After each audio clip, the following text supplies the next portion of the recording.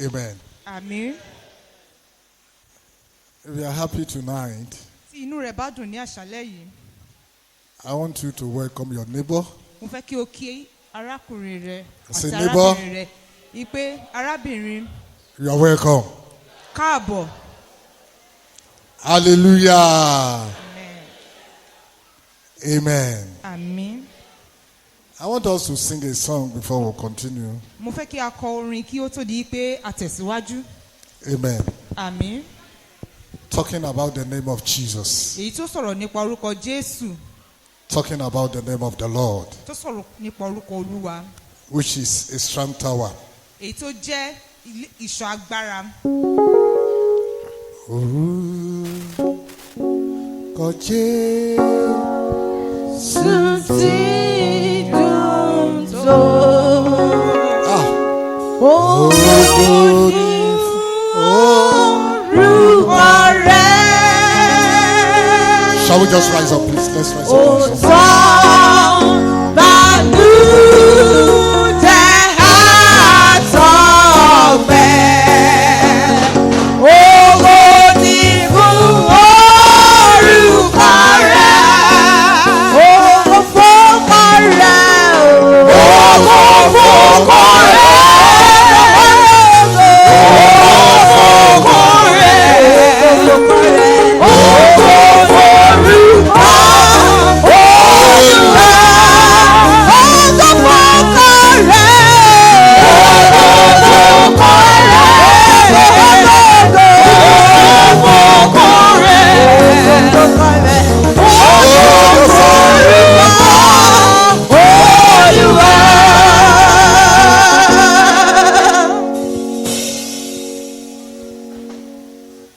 Apart from the fact that the name of the Lord is strong, Yàtọ̀ sí wípé orúkọ Ọlọ́run ní agbára. apart from the fact that he can do all things, Yàtọ̀ sí wípé ó lè ṣe ohun gbogbo. the Bible says, hallowed be your name. Bíbélì sọ wípé ọ̀wọ̀ ni fún orúkọ rẹ. Honor be your name. Ọ̀wọ̀ ni fún orúkọ rẹ. Tán. Bànújẹ́ àtọ̀gbẹ́. Ògo ni fún orúkọ rẹ̀. Ògo ọkàn tó gbàgbẹ́ sàn. Ògo ni fún orúkọ rẹ̀. Ògo fórúkọ rẹ̀. Ògo fórúkọ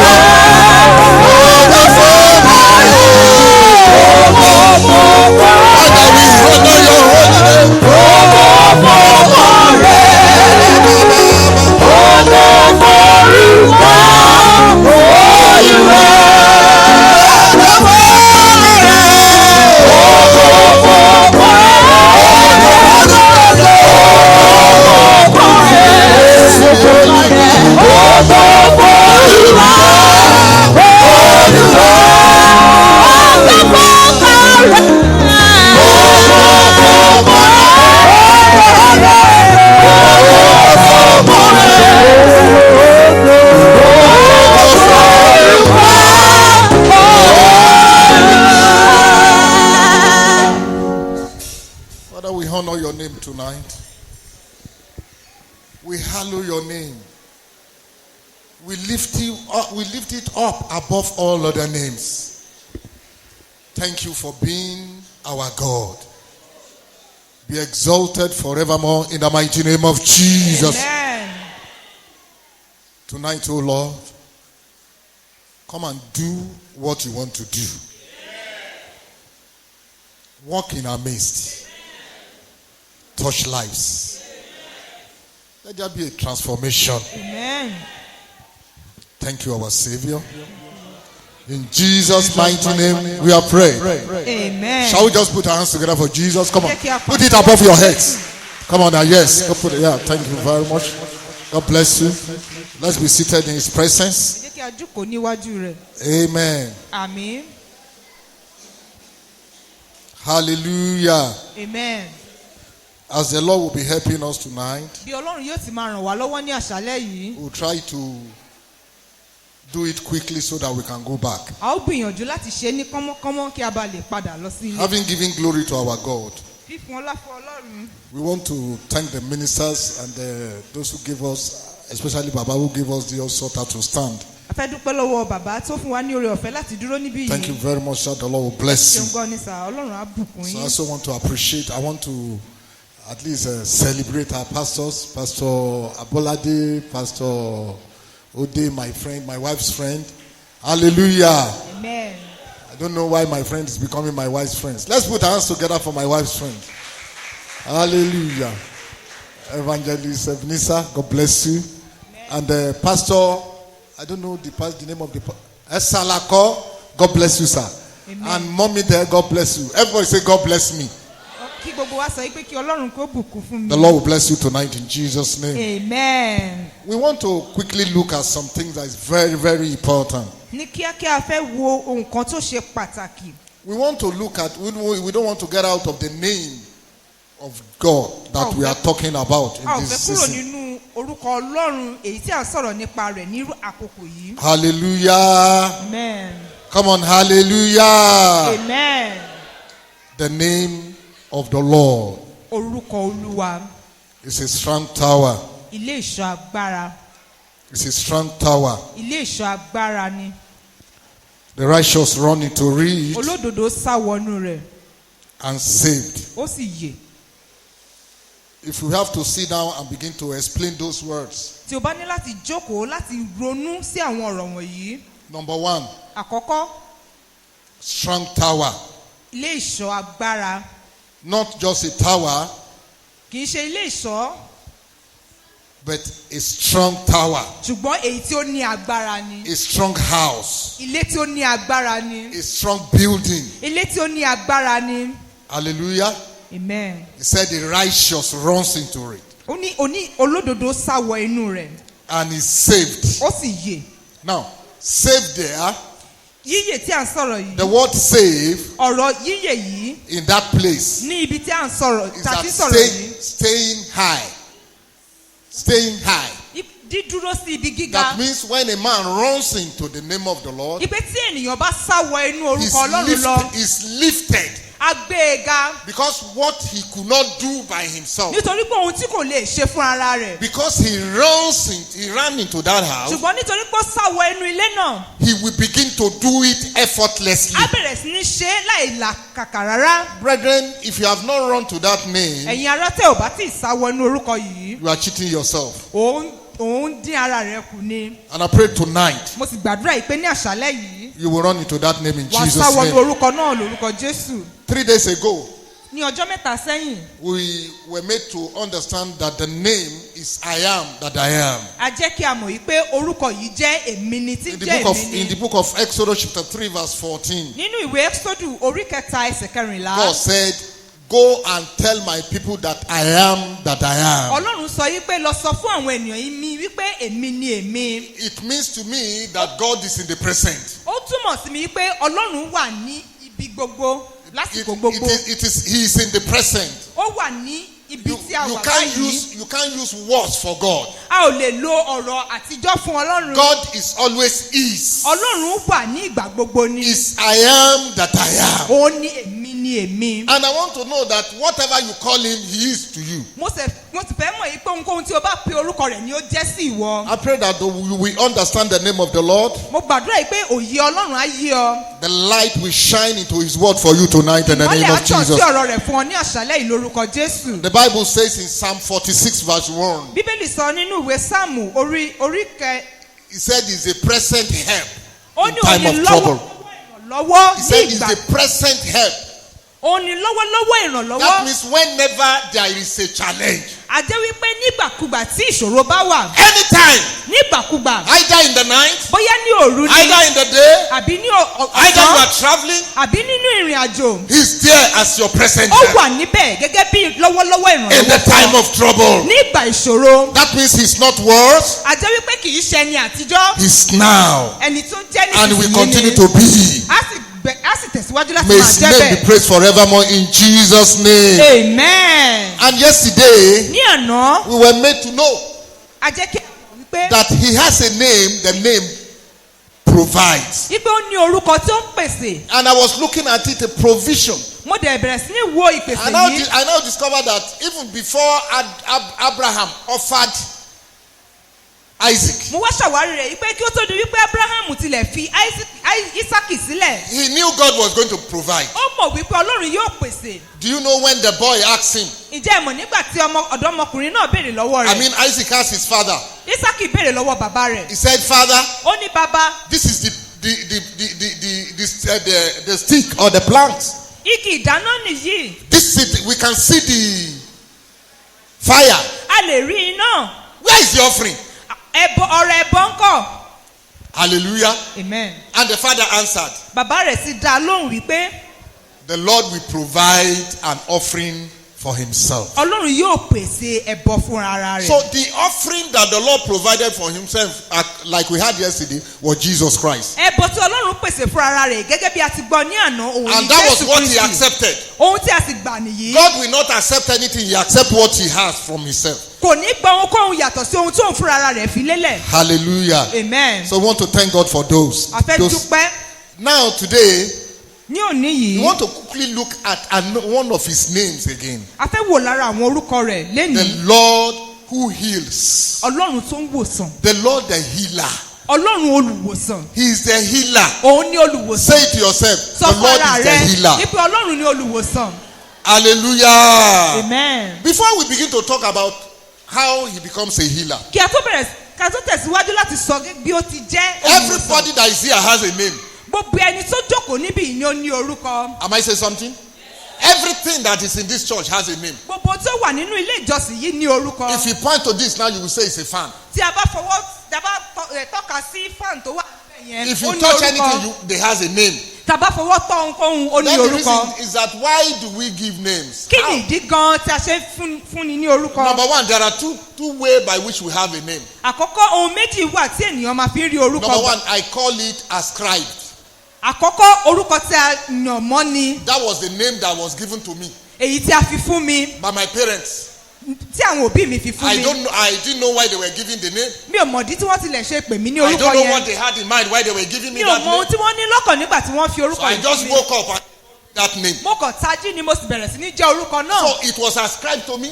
a yàn án mọ́ mi ni a So dá mọ́. I do not have any contribution to it. mi ò ní ohun kankan tí mo ṣe nínú rẹ̀ So you rárá. can be called by being ascribed, a name being given to you. a lè pè ọ́ gẹ́gẹ́ bí orúkọ tí a fi fún ọ So tí a and you yàn can be mọ́ ọ. answering that. ó dẹ̀ lè máa dáhùn sí But i. you can also have a name by achieved. You can achieve the name. ṣùgbọ́n ó tún lè ní orúkọ nípa ohun tí o ti ṣe. Yeah, whatever performances you have done will give you a name. ohunkóhun tí o bá ṣe ó lè fún ọ ní orúkọ. Hallelujah.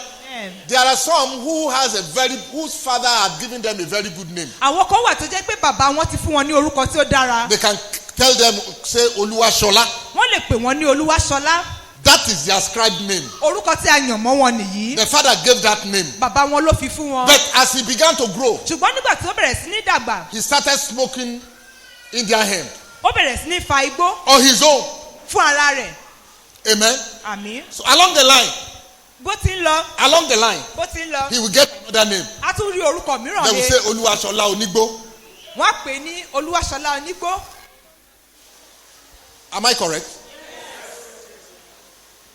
Praise the Lord. hallelujah. The first Olushola orúkọ àkọ́kọ́ tí a fi fún un is the one that was ascribed òun ni eléyìí tí a yàn mọ́ tí àwọn But the òbí rẹ̀ second pè. one? ṣùgbọ́n ìkejì by his act, fún ìṣe rẹ̀ gẹ́gẹ́ bí ìṣe rẹ̀ by what he was doing, nípa ohun tí ó ń ṣe by his attitude. nípa ìwà rẹ̀ He garnered another name for ó himself. fún orúkọ mìíràn jọ Do fún you know ara rẹ̀. that a lot of us have names that God did not give to us? ọ̀pọ̀ wa ló ní orúkọ tí ọlọ́run kò pè wá rárá And he's happy being called Onigbo.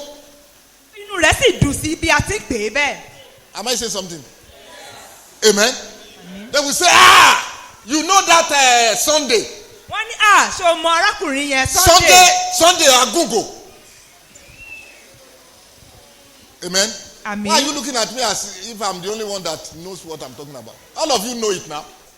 Amen. Amen. My father gave me a good name. Bàbá mi fún mi ní orúkọ rere. As I was growing, bí mo ti ń dàgbà. I gave myself another name. mo fún ara mi ní orúkọ mìíràn. Thank God for Jesus. A dúpẹ́ lọ́wọ́ Jésù. Some are in the what is it? If you want to describe them, tó o bá fẹ́ ṣe àpèjúwe you ẹnìkan. describe them by junction. wàá pè wọ́n gẹ́gẹ́ bí oríta tó máa ń dúró sí. You sọ pé o mọ boy tó máa ń dúró sí. You say you don't know that guy. Tó máa ń dúró sí, tó máa ń ṣerun ẹ̀ báyìí, tó máa ń that dúró used to sí. coil his hair, that used to stand at the That was junction. not given by his father. kì í ṣe orúkọ tí bàbá rẹ̀ pè é nìyí. He worked for it ó ṣiṣẹ́ fún ni. and he had it ó dẹ̀ ní. and it became his name. ó dẹ̀ di orúkọ rẹ̀. Some people, àwọn kan. Kule, that is the name that the father gave to him. Kúnlé ni orúkọ tí à ń pè. I'm sorry if there is any Kule here, I'm not talking to you. Praise the Lord. Hallelujah. He became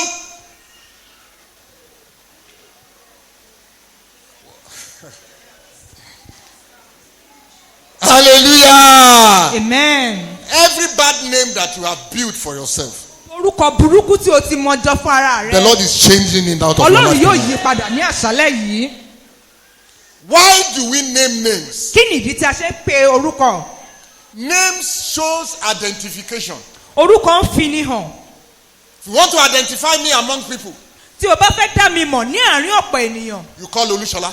wàá pè mí ní orúkọ mi. But if we are more than two ṣùgbọ́n tí a bá ju méjì lọ that bears that name, tó ń jẹ́ orúkọ yẹn you will add my father's name, wàá pe orúkọ bàbá mi mọ́. which is my surname. èyí tó jẹ́ orúkọ bàbá mi To differentiate one Olushola from another. láti dá mi mọ̀ yàtọ̀ sí Am I saying Olúṣọlá something kejì. tonight?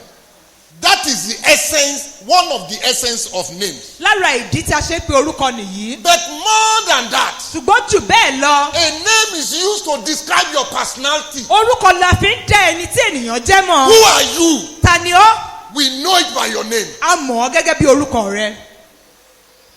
Your personality.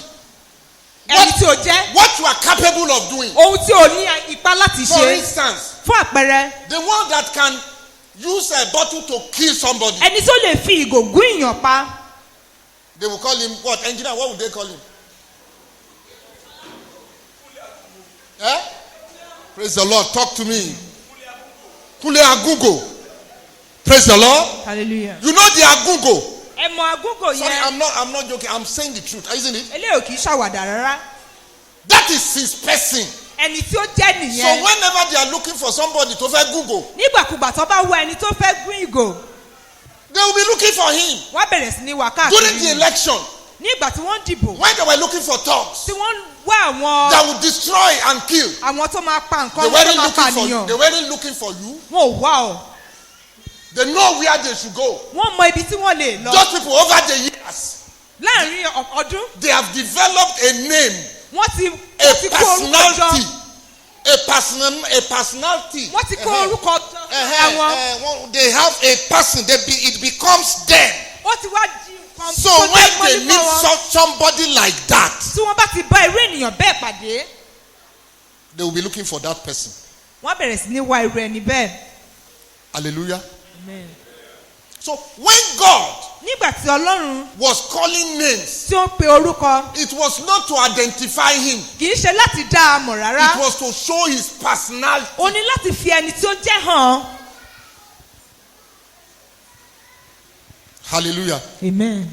It was to showcase his personality. What is capable of doing. láti fi ẹni tí ó jẹ́ hàn ohun tí ó lè ṣe. When he was saying, I am that I am, nígbà tí ó sọ wípé èmi ni èmi. he said, I am the present God.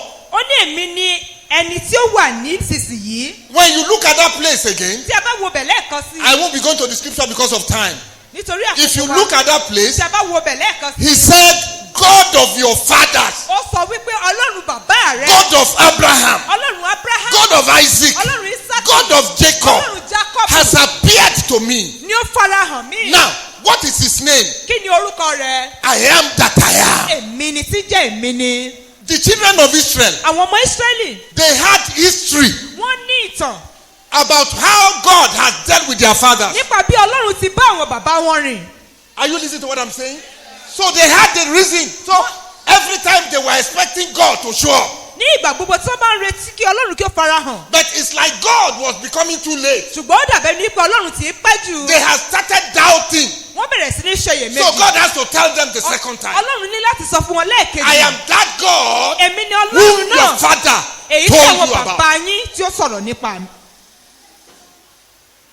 I am that God who walked with your father. èmi ni Ọlọ́run náà tí ó bá àwọn bàbá yín I am that God èmi ni Ọlọ́run náà who multiplied you to where you are. èyí tó sọ yín di ọ̀pọ̀ So dé ibi tí ẹ wà nothing yìí. is impossible kò with me. sí ohun tí ó ṣòro ṣe That fún mi. is his name. orúkọ rẹ̀ nìyí. So every time when they were going in the wilderness, ní ìgbà gbogbo tí wọ́n bá ń lọ nínú aginjù. whatever thing they get, whatever problem they get to, ìṣòro kí ìṣòro tó bá ti dojú kọ whatever wọ́n. problem that comes to them, ìṣòro kí ìṣòro tó bá ti dìde sí wọn. he appears in his name. á farahàn nínú orúkọ No, rẹ̀. come on, God is going to appear on your Ọlọ́run á behalf, farahàn fún ọ. and he will show forth his name á dẹ̀ fi orúkọ rẹ̀ in hàn. the mighty name of Jesus. Amen. He appeared to them. ó farahàn sí wọn. Said, I am God that heals you. ó ní èmi ni Ọlọ́run tí ń wòsàn. Exodus chapter 15. Exodus orí karùndínlógún. Let's quickly read the scripture there. ní kíákíá ẹ jẹ́ kí. I am God that heals you. èmi ni Ọlọ́run If tó you are there, verse wòsàn. 22 to 26. bẹ́ẹ̀ ni Mósè mú Ísírẹ́lì jáde láti òkun pupa wá. Yes. wọ́n sì jáde lọ sí ijù Súrì. wọ́n sì lọ ní ìrìn ijọ́ mẹ́ta ní ijù náà wọn kò sì rí omi. nígbà tí wọ́n dé Márà wọn kò lè mú nínú omi Márà nítorí tí ó korò. nítorí náà ni a ṣe sọ orúkọ rẹ̀ ní Márà. àwọn ènìyàn náà sì ń kùn sí Mósè wípé kí ilẹ̀ àwa ó mú. ó sì ké pe Olúwa sì fi igi kan hàn án. nígbà tí ó sì sọ ọ́ sínú omi náà omi sì di dídùn. níbẹ̀ ni ó sì gbé ṣe òfin àti ìlànà fún wọn. níbẹ̀ ni ó sì gbé dán wọn wò. ó sì wí pé bí ìwọ bá tẹ́tí sílẹ̀ gidigidi sí ohùn Olúwa Ọlọ́run rẹ tí o bá sì ṣe èyí tí ó tọ́lé ojú rẹ̀ tí ìwọ ò bá sì fetí sí òfin rẹ̀ tí ìwọ ò bá sì pa gbogbo àṣẹ rẹ̀ mọ́ èmi kì yóò sì fi ọ̀kan nínú àrùn wọn nì tí mo mú wá sára àwọn ará Íjíbítì sí ọ lára. I will put none of the diseases on you which I brought on the Egyptian. èmi kì yóò mú lára àwọn àrùn wọn nì sí ọ lára. For I am the Lord who heals you. nítorí èmi ni Olúwa So tí ó mú ọ lára dá. God was making a promise here Ọlọ́run ń ṣe ìlérí níbí yìí. that he is going to take all the diseases wípé òun ò mú gbogbo àrùn pátápátá. that he placed on the Egyptians èyí tó fi sára àwọn ará Íjíbítì off your way, kúrò ní ọ̀nà wọn. because he's God nítorí that pé heals. Ọlọ́run tí ń wòsàn ni. That is his name. orúkọ rẹ̀ He heals. ó ń wòsàn. There is no sickness kò sí àìsàn kankan that he cannot heal. tí kò lè wòsàn. Are you happy tonight? ṣé inú rẹ dùn ní àṣálẹ́ yìí? By the grace of God, nípa oore ọ̀fẹ́ Ọlọ́run nobody who is sick kò sí ẹnikẹ́ni tó bá ní that is in àìsàn this meeting tonight tó wà nínú ìpàdé yìí ní àṣálẹ́ that yìí will go back with that sickness. tí ò padà lọ pẹ̀lú àìsàn náà. Jehovah Rapha, the Lord that heals, Ọlọ́run tí wòsàn is healing you now. yóò wò ọ́ sàn báyìí. In the mighty name of Jesus. It's Jehovah that heals. òun ni Ọlọ́run tí wòsàn. Why? What is the essence of knowing the name of the Lord? kí ni ìdí tí a fẹ́ mọ orúkọ Ọlọ́run? Because I don't want to I can put you in prayers. mo lè sọ yín sínú àdúrà. But if you don't understand the kind of prayer you are praying, you will continue to pray such prayers ṣùgbọ́n forever. tí òye àdúrà tó ń gbà ò bá yí ọ̀wá kan máa What bá is the náà ni. essence? What is the essence of knowing the name of the Lord? kí ni ìdí tí a ṣe gbọdọ̀ mọ orúkọ Ọlọ́run? Hallelujah. Amen. You will have heard or you will have seen a powerful man in your street. ó ti lè rí alágbára kan ní àdúgbò rẹ. Maybe a babalawo. bóyá babaláwo. When he want to perform his job, nígbà tó bá ti fẹ́ ṣe iṣẹ́ rẹ̀. maybe he want to cause a problem. bóyá ó fẹ́ dá wàhálà sílẹ̀. Or he just wanted to do something. àbí ó ṣàfẹ́ ṣe kankan ṣá. He will come out á jáde with his juju, Abi. Praise the Lord. Amen. You call it with his oracle and charms. Pẹ̀lú gbogbo ogun rẹ̀. And he will start saying something. A sì bẹ̀rẹ̀ sí ní sọ He will be nǹkan kan. energizing himself. A máa kí ara rẹ̀. Am I saying something now? He will say he's the son of so person. A ní èmi ni ọmọ lágbájá báyìí It báyìí. is, you don't know me. Ṣé o mọ̀ mí ni? I am the son of so. Èmi ni ọmọ lágbájá. Let me not use that for myself. Praise the Lord. He's so a messy man. Èmi ni. Kinikan ológun. You know it now. Why are you looking at me like this? Hallelujah. Amen. Why is he calling himself like that? Kí ni ìdí tó ṣe ń pe ara rẹ̀ bẹ́ẹ̀? Why can't he just go and serve? Kò ṣe kàn lọ kó lọ máa ṣa ògùn Why rẹ̀. must he first of all describe who born him for us? Kí ni ìdí tó ṣe wá ń ṣàpèjúwe ẹni tó bí i? Why was he telling us his name? Kí ni ìdí tó ṣe ń pe orúkọ rẹ̀? Do you know the reason? Ǹjẹ́ a mọ ìdí rẹ̀ bí? Amen. Amen. Do you know it? Ǹjẹ́ a mọ̀? He wants you to be afraid. Ó fẹ́ kí o bẹ̀rù. In most of the situation, Ní ọ̀pọ̀ ìgbà, it is not his medicine that kills you. kì í ṣe ògùn rẹ̀ ló ń pa ní. It is his fear. Ẹ̀rù It is the fear that is in you. ẹ̀rù tó wà nínú rẹ̀. Do you understand what I'm saying? So when you enter into an herbalist house, Tí o bá wọ ilé babaláwo lọ, he cannot paint it like this. kò lè kùn lọ́dà bí eléyìí. He put red, Á fi pupa, he put black, á fi dúdú, he put a skeleton of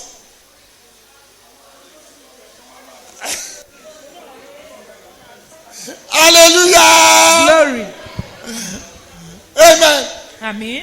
Do you know why he puts all those things? Ǹjẹ́ mọ ìdí tó ṣe fi gbogbo rẹ̀ síbẹ̀? Immediately you enter there, Lójú ẹsẹ̀ tí o bá ti wọ you saw the skeleton doing like this. Sórí tí gbogbo rẹ̀ ń mì, Fear will come. ẹ̀rù á dé. And the Bible says fear brings torment. Bíbélì dẹ̀ sọ wípé ẹ̀rù á máa mú And ìjìyà torment wá. will kill. Ìjìyà. He Ẹ̀rù á said, ti parí. I want to pray for somebody Mo tonight. fẹ́ gbàdúrà fún ẹnìkan. That every spirit of fear Wípé gbogbo ẹ̀mí ìbẹ̀rù. that has taken over your life, Èyí tí ó ti gbà kó sí you are delivered from it tonight in the mighty name of. Àti ní ọ̀ṣọ́lẹ̀ yìí lórúkọ Jésù. Another reason Ìdí mìíràn. why they put all those things, Èyí tí wọ́n fi ń fi gbogbo àwọn nǹkan yẹn síbẹ̀. so that you can believe them. Kó o bá lè gbà wọ́n gbọ́. Hallelujah. The first thing they tell you, Ohun àkọ́kọ́ tí wọ́n kọ́kọ́ sọ they fún start ọ. telling you what happened in your house. Wọ́n bẹ̀rẹ̀ sí ní sọ àwọn ohun tó ń ṣẹlẹ̀ nínú ilé rẹ fún ọ. Those of you who go there, you know now. They will tell you there is a big tree in your house. Wọ́n ní igi ńlá kan wà ní ilé yín. This is what it happens. Ohun tó ń ṣẹlẹ̀ They nìyí. wanted to bring forth what is called faith out of you, Wọ́n fẹ́ mú ìgbàgbọ́ jáde ní inú so rẹ. that you can believe them. Kó o bá lè gbà wọ́n gbọ́. And anyone that has faith Ẹnikẹ́ni tó bá sì ní ìgbàgbọ́ náà. in whatever you have faith in, Nínú ohunkóhun tí o bá ní ìgbàgbọ́ nínú rẹ̀. it will work for you. Á ṣiṣẹ́ fún ọ.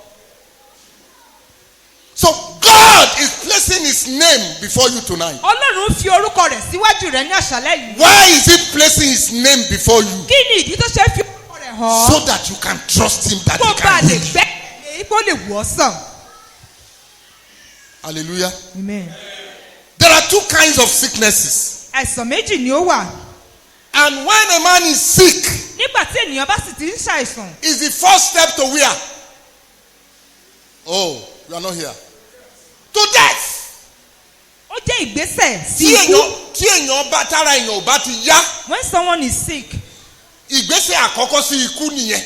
that's the first step to death. Tí ò bá ti yè nínú àìsàn yẹn, If he is unable to survive the sickness, á kú. he will die. So ìgbésẹ̀ àkọ́kọ́ sí ikú The first step to death ni àìsàn. is sickness. Oríṣi àìsàn méjì ló There wà. are two types of sickness. Àìsàn ọkàn. The sickness of the soul. The sickness of the flesh. Ọ̀pọ̀lọpọ̀ ló ní àlàáfíà nínú ara wọn. So many people are healthy in their body, Ṣùgbọ́n ọkàn wọn ṣàìsàn. but their soul is sick. Ẹ kí hallelujah. Hallelujah. Mo ní ẹ kí hallelujah o. Hallelujah. Níwèé Jòhánù orí kọkànlá, In the book of John chapter 11, ẹsẹ̀ kẹta sí kẹrin, verse 3 to 4. kí ló sọ? Torí àkókò wa múramúramúramúra. Nítorí náà. Ẹhẹ́n. John chapter 11 verse 3 and 4. nítorí náà Yes. àwọn arábìnrin rẹ̀ ránṣẹ́ sí i Wọ́n ránṣẹ́ sí wípé olúwa Olúwa wò ó wò ó. ara ẹni tí ìwọ fẹ́ràn kò dá. Ọ̀rọ̀ Lásárù náà sọ o. They are Wọ́n ní talking ara about Lazarus. ẹ̀dọ́mà ara Lásárù kò yá. Lazarus is sick. Yes. nígbà tí jésù sì gbọ́ Nígbà tí Jésù gbọ́, ó wípé ó wí pé àìsàn yìí kì í ṣe sí ikú. ìyẹn túmọ̀ sí pé àìsàn tó bá ti ń ṣèyàn ikú That means whenever tí a bá is ti sick, wòyàn sàn nínú àìsàn ẹ̀ if the person is not delivered from his sickness, á kú ni. the person will die. Àìsàn ní ìbẹ̀rẹ̀ ikú. Sickness is a step to Tó o bá death. ti rí ẹni tó ń ṣàìsàn, Whenever you see anybody who òun ló máa is jẹ́ sick, kí àwọn èèyàn ó sá tì í. that is why people will gather Wọ́n á around him. tọ́jú ẹ̀. They will take care of him. Wọ́n á lé àìsàn kúrò nínú ayé ẹ̀. They will take away sin. Nítorí pé sickness from his àìsàn máa ń life. pààyàn ni. Because sickness kills. Ẹ kí hallelujah. Hallelujah. Ezekiel chapter 18 verse 4. Ó sọ wípé ọkàn tí tó bá dẹ́ṣẹ̀ yóò kú. It says, the soul that sinneth shall die. Ṣé ẹ wà ń bẹ̀? kíyèsí Kíyèsí gbogbo ọkàn gbogbo ọkàn kíyèsí gbogbo ọkàn. gbogbo ọkàn ní tèmi Yes. gẹ́gẹ́ bí ọkàn bàbá ti jẹ́ tèmi Yes. bẹ́ẹ̀ ni tèmi ní ọkàn ọmọ pẹ̀lú Yes. ọkàn tí ó bá ṣẹ̀ Yes. òun ò kú. So tó bá jẹ́ ọkàn tó bá ṣẹ̀ yóò kú. So ọkàn tó bá ti ṣẹ̀ ó ti ṣàìsàn. If it means that a sick soul will die, that means a sick soul shall die. Ọkàn tó ń dẹ́ṣẹ̀ A soul that sinneth á kú will die. tí a bá ti wò ó sàn. Whenever he is not delivered from his sickness, Church, are you listening to what I'm saying now? So àìsàn ọkàn ní ẹ̀ṣẹ̀. the sickness of the soul is sin. So tí èèyàn bá ti ń gbé ilé ayé ẹ̀ṣẹ̀, Anybody living in sin, tó o bá wo nǹkan tó kù kó o máa gbàdúrà fún ni pé Ọlọ́run kó wò ó sàn. the only thing that you can do for him is to pray that God should heal Torí him. tí a bá ti wò ó sàn, Because if the person is not healed, á kú. he will die. Praise the Lord. Hallelujah. Táwọn bá ń ṣe malaria, Somebody that is being Yeah, attacked but by he malaria also- and is not delivered from it, malaria apá. that malaria will kill him. So àìsàn àkọ́kọ́ ni àìsàn ọkàn. The first sickness is the sickness of the soul. Ẹnikẹ́ni tó bá ti ń manifest ẹ̀ṣẹ̀, Anybody manifesting sin tá a bá tètè wò ó sàn, and is not being healed from his sickness, á kú. he will die. Ẹ kí hallelujah. Hallelujah. So he will die. Aku, So the first area to deal with ohun ibi àkọ́kọ́ tí a gbọ́dọ̀ yanjú, is the soul. ó ní ọkàn. Because all of us were born sick. Nítorí pé gbogbo wa la bí gẹ́gẹ́ bí aláìsàn. The Bible said Bíbélì sọ wípé all have sinned. gbogbo ènìyàn ni ó ti ṣẹ̀. So all have sinned. Gbogbo ènìyàn ni ó ti ṣẹ̀. So we were brought into this world A mú wa wá sí ayé yìí sick, gẹ́gẹ́ bí aláìsàn. prepared to die. Èyí tí ó yẹ fún ikú. Even when he's riding a car, Nígbà tí ó tilẹ̀ ń wa ọkọ rẹ̀, he will die. á kú. Even if he has the whole world to himself. Tí ó bá tilẹ̀ ní gbogbo ayé fún ara rẹ̀, Amen. He will still die. á kú náà ni. Because he's a sick man. Nítorí pé aláìsàn ni. And let me tell you this. Mo sì fẹ́ sọ èyí fún ọ. Praise the Lord. Hallelujah. When you talk about sicknesses, Tí o bá sọ̀rọ̀ nípa àìsàn, sicknesses have what they call the risk sickness àìsàn ní ohun tí à ń pè ní The risk èyí sickness. tó jẹ́ àìsàn gangan. and I don't know what they call it something. How many doctors or nurses are here? Praise the Lord. Mrs. Lawal. Torí bá ń fọyàn. Symptoms. Thank you very much. Ó ní àwọn ìfarahàn àìsàn kan. Amen. Amen. Hallelujah. So when you are having headache, Tí orí bá ń fọ́, the doctors told us Thank you. oníṣègùn òyìnbó á sọ fún ọ that most headaches, wípé ọ̀pọ̀ orí fífọ́ they are not sicknesses. kì í ṣe àìsàn. Amen. Àmín. They are symptoms. Wọ́n kàn jẹ́ ìfarahàn. Symptoms that something is wrong with you. ìfarahàn yìí pé nǹkan kan ń ṣe ọ́. It may be that you have malaria. ó lè jẹ́ wípé o ti ní malaria. It may be that you have stress. àbí o ti ṣe wàhálà. It may be that you did not sleep enough. àbí oorun tó In sùn fact, tọ́. it may be that you are hungry. ó tilẹ̀ lè jẹ́ wípé ibi ló ń pa ọ́. Don't you know when you are hungry, you can be having headache. nígbà tí ebi bá ń pa ọ́ gidigidi o lè ní ẹ̀fọ́rí. So, the symptoms that you are a sinner ó farahàn wípé o jẹ́ ẹlẹ́ṣẹ̀. is fornication. That fornication is not a sin. ó ní àgbèrè yẹn gangan kọ́ ni ẹ̀ṣẹ̀. Are you listening to what I'm saying? It shows that something is wrong with you. ó kàn farahàn wípé nǹkan kan ń ṣe ọ́ ni. When you tell lies, tó o bá parọ́. it is the thing that makes you commit fornication that is making you to tell nǹkan lies. tó mọ̀ ọ́ ṣàgbèrè náà ló mú ọ parọ́. Do you get it now? So, immediately you see yourself committing fornication, lójú ẹsẹ̀ tí o bá ti bára rẹ nínú àgbèrè. that means something is wrong with you. ó túmọ̀ sí wípé nǹkan kan ló Do ṣe ọ́. you get it what I'm saying tonight, church? Immediately I feel headache. nígbà tí ẹ̀fún bá ti rí pé ẹ̀fọ́rí mú mi. It is not a headache. Something is wrong with me. kì í ṣe orí fífọ́ yẹn nǹkan kan ló ṣe mí. Because the same thing that causes you to tell lies, nítorí pé nǹkan náà èyí tó mú ọ kí o máa parọ́. that makes you to kill, that makes you to rob, tó jẹ́ kí o jalè. that makes you to smoke igbo, tó jẹ́ kí o máa fa igbó. that is what is called sin. ó ní à ń pè ní ẹ̀ṣẹ̀. And that is your nature. ó dẹ̀ ní àdámọ́ That ohun is tí o what you jẹ́. are, that was what you were born with. ohun tí a bí ọmọ nìyẹn. So it began to show itself in different ways. á bẹ̀rẹ̀ sí ní farahàn lóríṣiríṣi ọ̀nà. Holy Spirit, help me. In me, God forbid, nínú mi ká má rí. it may show fornication. ó lè fi àgbèrè hàn. In another person, nínú ẹlòmíràn it may show lying. ó lè fi irọ́ pípa hàn. So that is why you can be in the church. ìdí nìyẹn tó ṣe lè wà nínú You ìjọ. are not fornicating. ó ṣàgbèrè. You are coming to church on time, ò ń wá sí ilé ìjọsìn déédéé. but you backbite. ṣùgbọ́n o máa sọ̀rọ̀ èèyàn lẹ́yìn. Hallelujah. Amen. You know there are some people in the church. ẹ mọ̀ pé ọ̀pọ̀ ènìyàn ló wà nínú ìjọ. When the pastor says something, tó jẹ́ pé tí olùṣọ́àgùtàn bá ti sọ nǹkan kan they will say amen. wọ́n á sọ yí pé àmì. But when they get out there, ṣùgbọ́n tí wọ́n bá ti jáde lẹ́nu ọ̀nà they say, "Yeah, it's ẹ̀gbọ́n kan tí dáàdi sọ lẹ́ǹkan yẹn." wọ́n bẹ̀rẹ̀ sí ní sọ pé don't you listen to what the pastor was saying the other time. She is looking for somebody. ó ń wá èèyàn kún ara rẹ̀ ní So, o.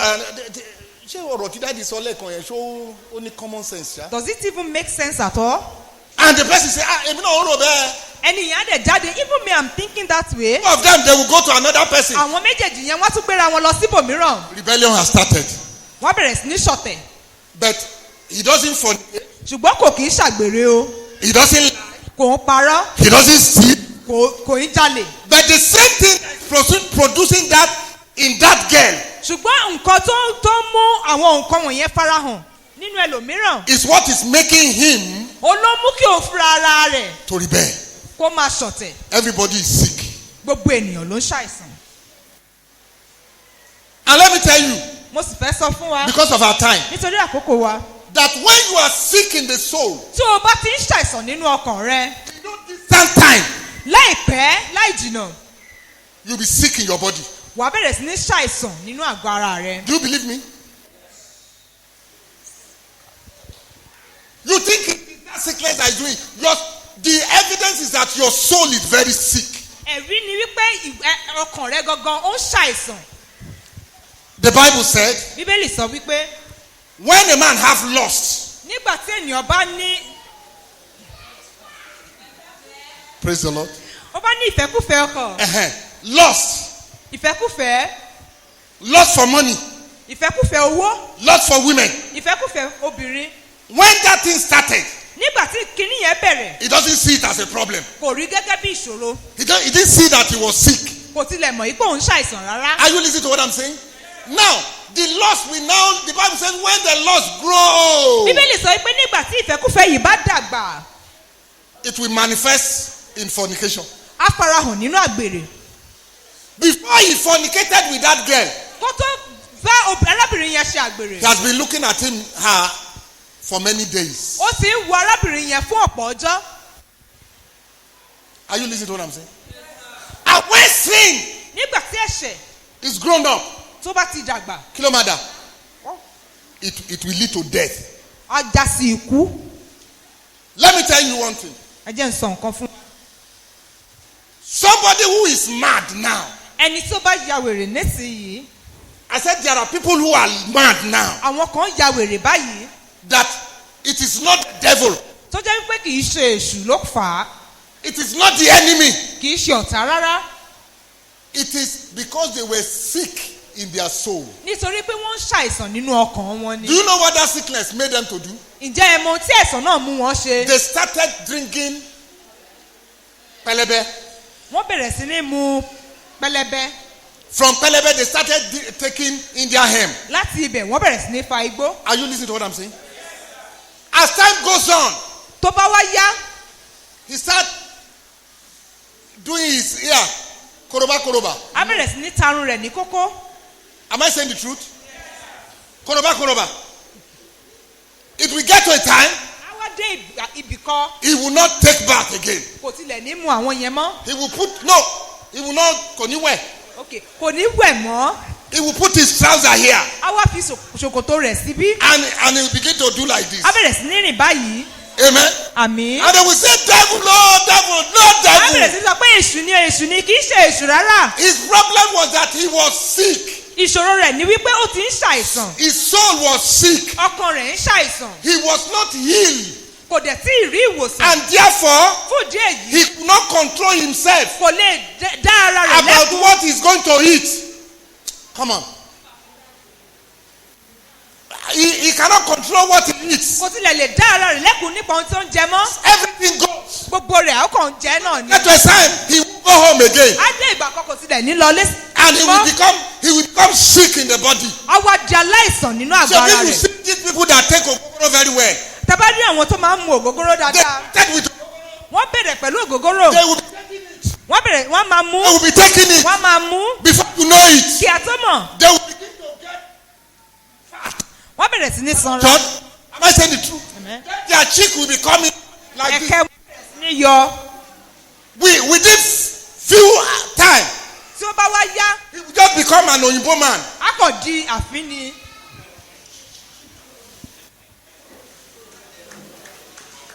Hallelujah. amen. Maybe you see them all around. It is not the devil. kì í ṣe èṣù. They were sick wọ́n ń ṣe àìsàn ni soul. nínú ọkàn And wọn. therefore it manifested in their fún body. díẹ̀ yìí ó farahàn nínú àgọ́ ara wọn. Everyone that is sick in the gbogbo soul èèyàn today, tó bá ń ṣàìsàn nínú ọkàn rẹ̀ lónìí. the Lord will heal you. Because it's the Lord who heals. nítorí pé òun ni ọlọ́run ti ń wòsàn. If they were healed, tó bá jẹ́ pé wọ́n ti ní ìwòsàn ni. they will know the kind of food that people don't eat. wọ́n á mọ irú oúnjẹ tí ènìyàn ò kì í jẹ. Church, are you listening to me? Hallelujah. amen. Tonight, ní àṣálẹ́ yìí in the book of Matthew chapter 1 verse 21, nínú ìwé Matthew orí kìíní ẹsẹ̀ kọkànlélógún. he said Jesus was born ó sọ wípé a bí Jésù so that he can take away sin. kí ó bá a lè mú ẹ̀ṣẹ̀ wa lọ. Are you listening to me? He came to take away sin. ó wá láti mú ẹ̀ṣẹ̀ aráyé lọ. Hallelujah. amen. Hey, hallelujah. amen. You are not happy. That is the doctor that came to take sin away. dókítà tó wá láti mú ẹ̀ṣẹ̀ lọ nìyí. And when he's talking about that sin, tó bá sì ń sọ̀rọ̀ nípa ẹ̀ṣẹ̀ yìí. it is not, it's a noun, it's not a verb. ó jẹ́ orúkọ kì í ṣe. Oh God. Is the church listening to what I'm saying today? Because you cannot take verb away. nítorí pé a kò lè mú When àpèjúwe you talk kúrò. about taking away, it means it's a noun. táfẹ́fẹ́ mú kúrò ó jẹ́ orúkọ. Orúkọ nǹkan kan ní. ó jẹ́ àpèlé. Nǹkan yẹn ló wà nínú ẹ. that is what is inside of Nǹkan yẹn ló you. ń gbénu wa ńgbà tán bí wa. that is what lives in you when you were born. Brother tó fi jẹ́ wípé that's the reason why. tó yẹ pé kò sẹ́ni tó kọ́ wa lẹ́sẹ̀ ká tó bá that dẹ́sẹ̀. nobody taught us sin before we Kò start sẹ́ni tó kọ́ ọmọ committing sin. kékeré láti máa parọ́ kó tó parọ́. nobody taught a child how to lie. Kí kíní tó wà nù wa yẹn ẹ̀ṣẹ̀ tó wà nù wa That yẹn. sin in you makes you lie. So òun ni Kristi wa mú lọ. That is what Jesus came to take away. So tó bá wà nínú ìjọ. So if you are in the church Tí kíní yẹn ò tí ì kúrò ń bẹ̀. and that thing has not been taken away, Kò ní pẹ́ kò ní jìnnà. with time, Amen. amen, Amen. amen. Ọmọ school tó lóyún A pregnant student tó fi bẹ́lí ti dé. that tied herself with a belt, That is okay. Ẹ filẹ̀ mo ní ká ẹ filẹ̀. that's okay. Oṣù kìíní, The first month, oṣù kejì, second month, oṣù kẹta. third month, Nǹkan tó gbé sínú àfarahàn. that thing within her will show forth. Brethren, Ẹ̀yin ará, if Jesus has not taken sin out of you, tí Jésù ò bá ti mú ẹ̀ṣẹ̀ kúrò nínú rẹ, no matter how many times kò ní ṣe oye ìgbà that they take healing, you receive healing, tí ó gba ìwòsàn, you will still fall sick again. wàá sì tún ṣàìsàn lẹ́ẹ̀kan sí i. Because the thing that is producing sickness is Nítorí pé ohun tó mú ẹ̀ṣẹ̀ farahàn ó wà nínú rẹ. you don't get, it's like the church is not getting what I'm saying tonight. So that is why, Daddy, you see them coming every time. They will come for healing, come for backache, come for front wake, every type of sickness, they will return. Ìdí tí wọ́n ṣe wá ní ọ̀pọ̀ ìgbà nìyẹn fún ìwòsàn. Because the thing that is causing it Nítorí ohun tí ó ń jẹ́ kí àìsàn náà kí ó máa farahàn, is still there. ó sì wà níbẹ̀. Let me give you an example. Fún àpẹẹrẹ, In my village, ní ìlú mi, we used to have this common disease, they call it Sobia. How many of you a know máa ń ní Sobia? àrùn kan tí à ń pè ní They call it Sobia. guinea worm. It was very common. Ó pọ̀, And guinea worm can come out from anywhere. Sobia dẹ̀ lè farahàn níbikíbi. It can come from your tongue. Ó lè wá látòrí ahọ́n, It can come from your private part. ó lè wá láti ojú ara. It's a kind of disease that will disgrace you. Ó jẹ́ àrùn tó máa fi ọ́ ṣẹlẹ́yà. So every year, Ní ọdọọdún, you know, we are going to dry season now. à ń lọ sí ìgbà So there is no water. sí, kò ní sí omi. So Sobia will just come out. A kàn farahàn náà ni.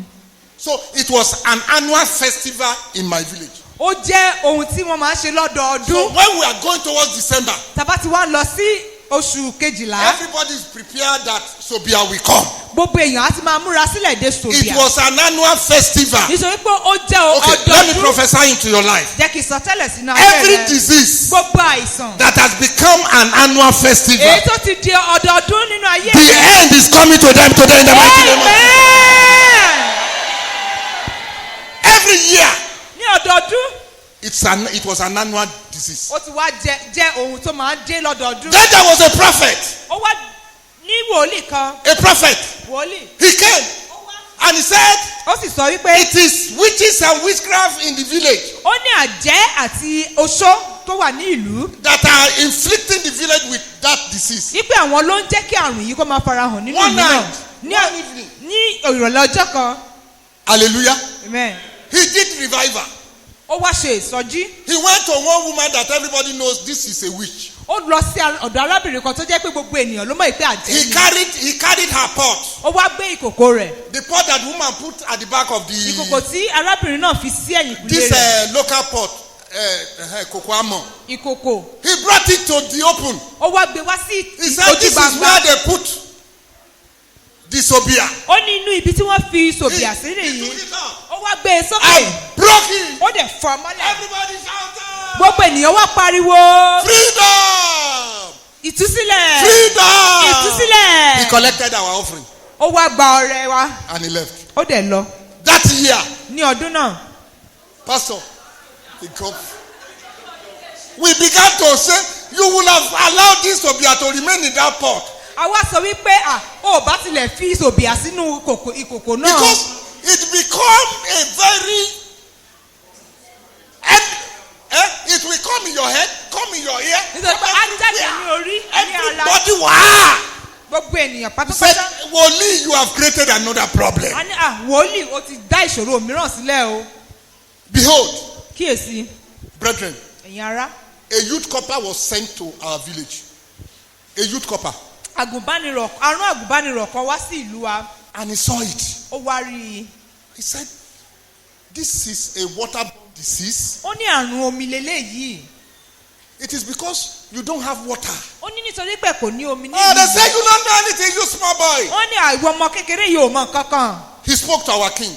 Ó wá lọ bá ọba wa sọ̀rọ̀. He started a process. Wọ́n wá bẹ̀rẹ̀ ìgbésẹ̀. They began to dig this kukukuku borehole all over the village. Wọ́n bẹ̀rẹ̀ sí ní ṣe bọ́ọ̀hù sí gbogbo ìlú. I need to tell you today Mo ní láti sọ fún ọ lónìí yìí. that there, Wípé when you get to my village tí o now, bá dé ìlú mi báyìí. Sobia has gone. Sobia ti bá tirẹ̀ lọ. Praise God. Hallelujah. Amen. Do you know what happened? Ǹjẹ́ ọmọ tó ṣẹlẹ̀? He went to the source of the problem and took it away. Ó lọ sí orísun àìsàn náà, ó dẹ̀ mú kúrò. When Jesus came, Nígbà tí Jésù dé, he went to the source of the problem ó lọ and sí took it orísun away. ìṣòro náà, ó mú kúrò. And the source of the problem is sin. Orísun ìṣòro náà sì ní ẹ̀ṣẹ̀. When sin is not taken out of a man, Tí ẹ ò bá ti mú ẹ̀ṣẹ̀ kúrò nínú ènìyàn, he's sick. á ṣàìsàn. No matter who he is, he's sick. Kò ní ṣe pẹ̀lú irú ẹni tí ó jẹ́ aláìsàn ni. Praise the Lord. How many of us are sick here tonight? Àwa mélòó la ń ṣàìsàn níbí? The Bible said Bíbélì sọ wípé he came ó wá so that he can take away the sin. kí ó bá lè mú ẹ̀ṣẹ̀ àwọn ènìyàn lọ. The question that I want to ask you tonight, Ìbéèrè mi sí ọ ní àṣálẹ́ yìí. are you free of sin? Ǹjẹ́ o ti ní ìtúsílẹ̀ kúrò nínú ẹ̀ṣẹ̀? Is it automatic for you? You know, I've said to people, members of my church are here, I've said to them, I said, if you cannot live righteously, unconsciously, Mo ti sọ fún So àwọn the two ènìyàn mi wípé tó o bá ti lè gbé ìgbé ayé òdodo láì làkàkà láì ṣe làágùn rárá. so just a list of ẹ̀ṣẹ̀, lọ́wọ́ kílẹ̀ṣẹ̀, kílẹ̀ṣẹ̀, You kílẹ̀ṣẹ̀. begin to know how many things. You are still sick. A jẹ́ wípé o jẹ́ aláìsàn síbẹ̀. That means the work of Jesus has not completed in your Ó jẹ́ wípé iṣẹ́ Kristi ò tí ì parí nínú ayé rẹ̀. Church, are you listening to what I'm saying? Sin more like you are unconsciously committing sin. Bí o ṣe ń dẹ́ṣẹ̀ láì ní ìmọ̀lára rẹ̀ rárá. None of you plan when you are going out that I'm going to commit sin today. Kò sẹ́ni tó ń jáde lọ tó dẹ̀ ń sọ yìí pé ní ìta tí mò ń lọ yìí mo fẹ́ lọ And the dẹ́ṣẹ̀. devil knows you very well. Èṣù dẹ̀ mọ̀ ọ́ dáadáa. As you get to the road, Bó ṣe ń dọ̀nà, you won't wear white. ó wọ funfun. And the driver will just pass. Bam! Driver á kọ̀ kọjá and pour water on you. Then your sin will say, I am here. Ẹ̀ṣẹ̀ inú rẹ̀ á dẹ̀ ní mo wà níbí o.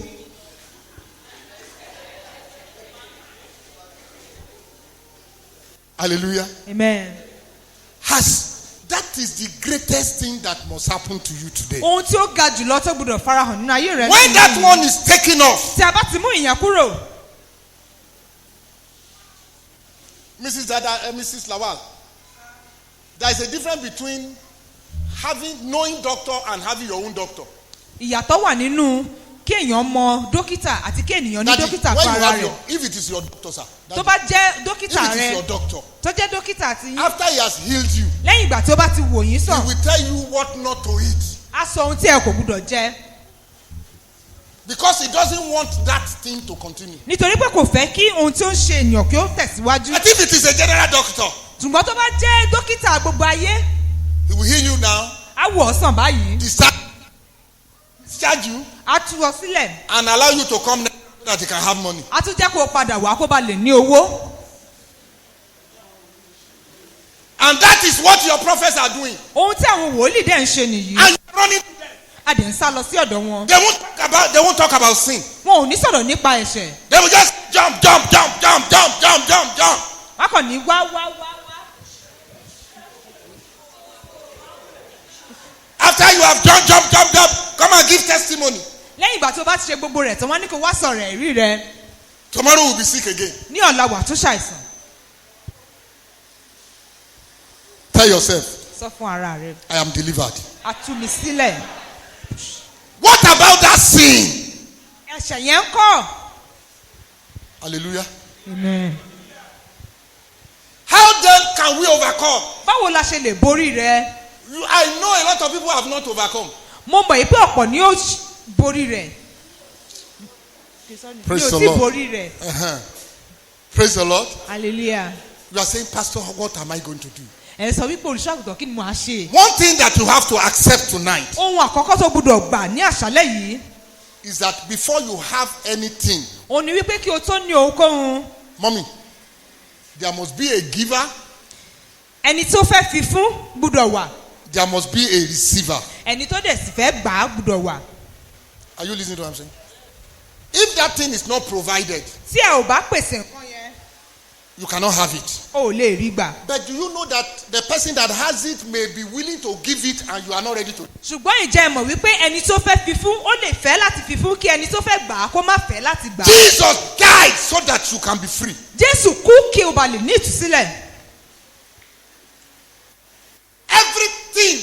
Every sickness that will ever happen to you, gbogbo àrùn kí àrùn tí kì bá ṣẹlẹ̀ sí ọ. you know God knows the end from the beginning. ó mọ̀ wípé Ọlọ́run mọ òpin láti ìbẹ̀rẹ̀. God knows that you are going to have headache. ó mọ̀ wípé ní orí He fífọ́. knows that at a particular time you are going to have stomach ache. ó mọ̀ wípé ní ìgbà báyìí wà ní inú dídùn. When he brought Jesus, nígbà tí ó pe Jésù. the first I said, okay, Olushola is going to be sick on 25 September 2020.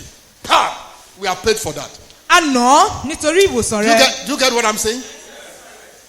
Mrs. Lawal is going to have headache tomorrow. Jesus, take the latches. Jésù tún jẹgba And nítorí orí fífọ́. that was why they said, ìdí nìyí tó ṣe sọ wípé by his stripes. nípa iná rẹ̀. Kì í ṣe pé a mú wa lára dá. so that you will be healed. You have been healed. Amen. So the Bible says, as many as received him. Bíbélì sọ wípé ó yí àwọn tí ó bá gbà á. Don't play with that receive. má ṣeré That pẹ̀lú means gbígbà yẹn. the giver is there. àjẹ́ wípé ẹni tó fẹ́ fi fún wà Remaining the receiver now.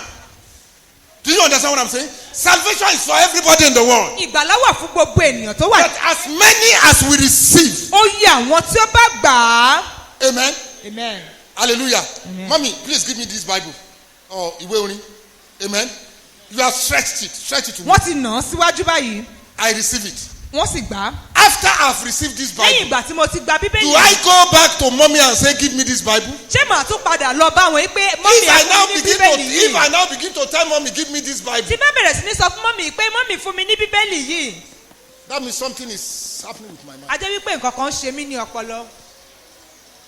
What do I say? kí ni o tí mò ń sọ. I have my Bible. mo ní bíbélì mi. I have my Bible. mo ní bíbélì mi. I have my Bible. mo ní bíbélì mi. Who gave me this Bible? ta ni ó fún mi ní bíbélì Pastor yìí. Mrs. Ajibola gave me this Bible. àwọn ni ó fún mi ní bíbélì yìí. Tomorrow, ní ọ̀la if you see me on the way, tí ẹ bá pàdé mi ní ọ̀nà. you say, Pastor, ẹ ní you don't have Bible. o ní bíbélì. What will I tell you? kí ni o tí màá sọ. That is why some people, they will give their life to Christ 20 times. ìdí tí àwọn èèyàn ṣe ń fi ayé wọn fún Jésù ní ìgbà ogún nìyí. Hallelujah. Amen. Let the redeemed of the Lord say, jẹ́ kí àwọn ẹni ìràpadà Ọlọ́run kí ó sọ bẹ́ẹ̀. let the redeemed of the Lord say so. jẹ́ kí àwọn ẹni ìràpadà Ọlọ́run kí ó sọ bẹ́ẹ̀. There is power in confessing what you agbára are. wà nínú jíjẹ́wọ́ ohun tí o jẹ́. No matter what is happening. kò ní ṣe pẹ̀lú ohun tí ó ṣẹlẹ̀. When you are going on the street, tí o bá lọ ní ojú ọ̀nà. I am the redeemed of the Lord. èmi ní ẹni ìràpadà I Ọlọ́run. am no more a sinner. èmi ò kì í ṣe ẹlẹ́ṣẹ̀ I mọ́. am the righteousness of God in Christ Jesus. èmi ní òdodo Ọlọ́run nínú Kristi I Jésù. did not make myself like that. Jesus made me. èmi kọ́ ni ó dá ara mi bẹ́ẹ̀ Jésù ló dá mi bẹ́ẹ̀. As you begin to confess it, tí o bá bẹ̀rẹ̀ sí ní jẹ́wọ́ rẹ̀. it's beginning to get into your path. á bẹ̀rẹ̀ sí ní wá. So when sin begin to come your way, nígbà tí ẹ̀ṣẹ̀ bá bẹ̀rẹ̀ sí ní wá sí ọ̀nà rẹ. somebody gave a testimony. ẹnìkan sọ̀rọ̀ ẹ̀rí. He said he wanted to do something. ó ní òun fẹ́ ṣe nǹkan kan. Sin was almost, temptation was coming. ìdánwò ó fẹ́ yọjú. Do you know what he said? ǹjẹ́ mo ohun tí ó sọ. He said, I am not a sinner now. ó ní mi ò kì í ṣe ẹlẹ́ṣẹ̀ náà. Only a sinner that will commit sin. ẹlẹ́ṣẹ̀ nìkan ló máa ń dẹ́ṣẹ̀. And therefore he overcome. fúdi èyí ó borí. Who are you? ta ni ọ́? In the New Testament, nínú ìwé májẹ̀mú titun. instruction is that know who you are in Christ. ohun tí a sọ ni wípé mọ̀ ẹni tí o jẹ́ nínú Kristi. The Corinthian, oh my God, the Corinthian Christians, àwọn kírísítẹ́nì kọ̀rìntìn they were committing fornication. wọ́n ṣe àgbèrè. They were causing division. And Paul said, don't you know? Pọ́ọ̀lù sọ fún wọn yìí pé ǹjẹ́ ẹ̀yin kò mọ̀ ni. Ẹ mọ̀ pé ọba ní í ni. Don't you know you are a king? Báwo ló ṣe jókòó síbẹ̀ yẹn tó ń jókòó sílẹ̀ lẹ̀? O mọ̀ pé ọba ní ẹ ní. Why are you sitting down there? Don't you know that you are a king? Praise the Lord. Hallelujah. Dìde ọba kì í jókòó lẹ́lẹ̀. Stand up. A king does not sit on the ground. Let the redeemer of the Lord say Jẹ́ so. kí àwọn ẹni ràpadà Ọlọ́run kí ó sọ bẹ́ẹ̀. Have you accepted Jesus as your Lord and Ìgbà personal Jésù Savior? gẹ́gẹ́ bí Olúwa àti Olùgbàlà The rẹ. Bible says, Bíbélì sọ wípé we believe with our heart, tí a bá gbàgbọ́ nínú ọkàn with wa our mouth, pẹ̀lú ẹnu wa we confess. àjẹ́wọ́. Let everybody in this church go out as from tomorrow. Jẹ́ kí àwọn ènìyàn tó wà nínú ìjọ yìí kí wọ́n jáde lọ láti ọ̀la lọ. Confess to that boy that is coming around you. Jẹ́wọ́ fún arákùnrin náà tó ń tọ̀ wá. I'm a Christian. Ipe Kìrìsìtẹ́nì ni mí. You don't talk to me like that. O yẹ láti máa bá mi sọ̀rọ̀ báyẹn. I'm a believer in Christ Jesus. Mo jẹ́ onígbàgbọ́ nínú Kristi. You can't talk to me like that. You O can't lè offer máa bá mi that to sọ̀rọ̀ me. báyẹn. Do you think the boy will come to me and speak other things in your ear again? Ǹjẹ́ ròyìn pé arákùnrin yẹn á tún padà wá? Then you are no comer. A jẹ́ wípé aṣẹ́gun ni ọ́. Hallelujah. Amen. And whenever sickness come, Nígbàkúgbà tí àìsàn bá ti yọjú, I'm healed a ti wò mí sàn by his stripe. nípa iná rẹ̀. This that I'm talking to you, Ohun tí mò ń sọ fún wa yìí, I'm not talking theory. mi ò sọ̀rọ̀ ẹ̀kọ́ lásán. Someone that was having arthritis, Ẹni tó ní we spoke to her like that. a sọ fún bẹ́ẹ̀ Go on, lọ proclaim your healing that you have from Christ sọ Jesus. ìwòsàn tí o ní nínú Kristi. And within a moment, Lẹ́sẹ̀kẹsẹ̀ somebody that could not walk with that leg was walking. ẹni tí ò lè rìn mọ́ ó bẹ̀rẹ̀ sí It ní is rìn. not. It's not me. It is Christ. Kì í ṣe èmi, Kristi ni. I don't need to put my hand on your head. Mi ò nílò láti gbé ọwọ́ mi lé ọ. Believe Christ and act like that, Gbàgbọ́ bẹ́ẹ̀ kò dẹ̀ ṣe bẹ́ẹ̀. and it shall be so to you in A lè Jesus' jẹ́ name. fún ọ lórúkọ Jésù. Tonight, Ní àṣálẹ́ yìí, we want to pray. a fẹ́ gba àdúrà. This prayer that you are going to pray, Àdúrà tí o fẹ́ gbà yìí, I know you don't know much of it, mo mọ̀ yìí pé o ò mọ̀ nípa but rẹ̀. I'm going to treat you. Ṣùgbọ́n màá kọ́ ọ. Hallelujah. Amen. You will rise up. Wàá dìde dúró. If indeed Tó bá jẹ́ ní tòótọ́ that you have accepted the salvation that is in Christ Jesus, tí o ti gba ìgbàlà tó wà nínú Kristi Jésù, you will confess it. wàá jẹ́wọ́ rẹ̀. Hallelujah. Amen. If you are sick in your body tonight, Tí o bá ń ṣàìsàn ní àgọ́ ara rẹ̀ ní àṣálẹ́ yìí, you will confess healing. wàá jẹ́wọ́ ìwòsàn. Confess healing. Jẹ́wọ́ ìwòsàn. Confess healing. Jẹ́wọ́ ìwòsàn. And you will be healed in the name of Jesus. Amen. One thing that I know Ohun kan tí mo mọ̀, is that as from tonight, òun ni pé láti àṣálẹ́ yìí you lọ. will no more be Ije. What is Ije? Pray. Uh-huh. You will no more be Ije for a prophet. Òun ní jẹ́ a pray for the prophet. Hallelujah. Amen. How many of us are born again here? Àwa If you are mélòó born láti again and di you know it, let me see àtúnbí? your hand up. Tí o bá ti di àtúnbí na ọwọ́ rẹ sókè. Okay, praise God. Hallelujah. There are few people that are not born again. If you are not born again, Tí o bá ti di àtúnbí, I'm not going to say you should close your eyes, mi ò ní sọ yí pé kí o di ojú rẹ o. because you don't have part in what you want to do. O ní ìpín nínú ohun tí a fẹ́ ṣe yìí. Can you just come out now quickly? Jáde báyìí ní kíákíá. You want to accept Jesus as your Lord and O fẹ́ personal gba Savior? Jésù gẹ́gẹ́ bí Olúwa àti Olùgbàlà The rẹ. men of God will pray for you. Ìránṣẹ́ Ọlọ́run yóò gbàdúrà fún ọ. Hallelujah. Hallelujah. Is anybody like that is doing that tonight? Ìjẹ́ ẹnikẹ́ni wà bẹ́ẹ̀ ní àṣálẹ́ yìí. Thank God we are all born again. A dúpẹ́ nítorí pé a ní. But if you are not born again, Ṣùgbọ́n tí o bá ní di àtúnbí, I pity you. ó ṣe mí láàánú fún ọ. Hallelujah. Lórí Brethren, ẹ̀yin ará, you will pray tonight. wàá gbàdúrà ní àṣálẹ́ yìí. What you will say, I am the Son of God. Wà ní èmi ni ọmọ Ọlọ́run. Let the redeemer of the Lord say so. Jẹ́ kí àwọn ẹni ìràpadà Ọlọ́run sọ bẹ́ẹ̀. Kí àwọn ìràpadà Ọlọ́run kó sọ Let the bẹ́ẹ̀. redeemed of the Lord say so. You will say, I am redeemed. Wàá sọ wípé a ti rà mí I am padà. redeemed. A ti rà mí I padà. am redeemed A ti rà mí by the padà. blood of Jesus. Nípa ẹ̀jẹ̀ I am Jésù. A redeemed. ti rà mí And we open padà. our mouth and begin to say in the name of Ẹnu rẹ kò Jesus. bẹ̀rẹ̀ sí ní sọ fún Jésù.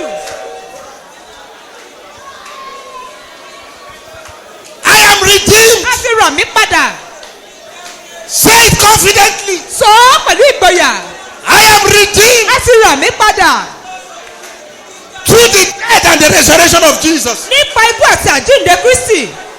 I am redeemed. a ti rà mí padà. I am redeemed. a ti rà mí padà. I am redeemed. a ti rà mí padà. I am redeemed. a ti rà mí padà. I am redeemed. a ti rà mí padà. Hey, Jésù rà mí padà, mo dúpẹ́. Jésù rà mí padà, mo lè dé. Hey, Jésù rà mí padà, mo dọmọ Ọlọ́run, mo dọmọ ìgbàlà. Ẹ bá mi ká hallelujah. Jésù rà mí padà, mo dúpẹ́. Jésù rà mí padà, mo yege. Labaskandalobo. Jésù rà mí padà, mo dọmọ Ọlọ́run, mo dọmọ ìgbàlà. Amen. Amen. Bíbélì sọ pé The Bible says, irú ìfẹ́ wo ni eléyìí what kind of love is this? tí a lè fi máa pè wá ní ọmọ And we Ọlọ́run? should be called the sons of Ó God. ní bẹ́ẹ̀ ni a jẹ́. That is who we are.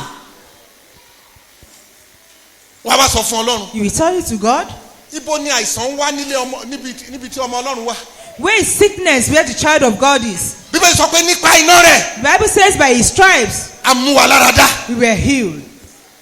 Nígbà tí Jésù ń gba ẹgbàá yẹn dádì, When Jesus was being beaten, àwọn sáyẹ̀nsì ti prove ẹ̀ pé 39 classes of diseases la ní all it over was the world. proven that it is 39 diseases that we have So on earth. gbogbo àìsàn tí ìbá lè ṣe ẹ́ láyé, No matter how the sickness might be, Jésù ti gbà á sí ara ẹ̀. Jesus has taken it in his body. Hallelujah. Amen. Amen. Amen. Mo dẹ̀ fẹ́ràn Ọlọ́run púpọ̀. I love God so much. Hallelujah. Nígbà tí Ọlọ́run fẹ́ dá ayé, When God wanted to create the world, ó rí òkùnkùn. he saw darkness. Kò tiẹ̀ sọ̀rọ̀ nípa òkùnkùn. He was not even talking about darkness at all. Amen. Amen. Hallelujah. Amen. Ìwọ ló ráyè tó lọ ń dì pẹ̀lú òkùnkùn. You are the one dealing with Ọlọ́run ò ráyè. darkness. God does not have time at all.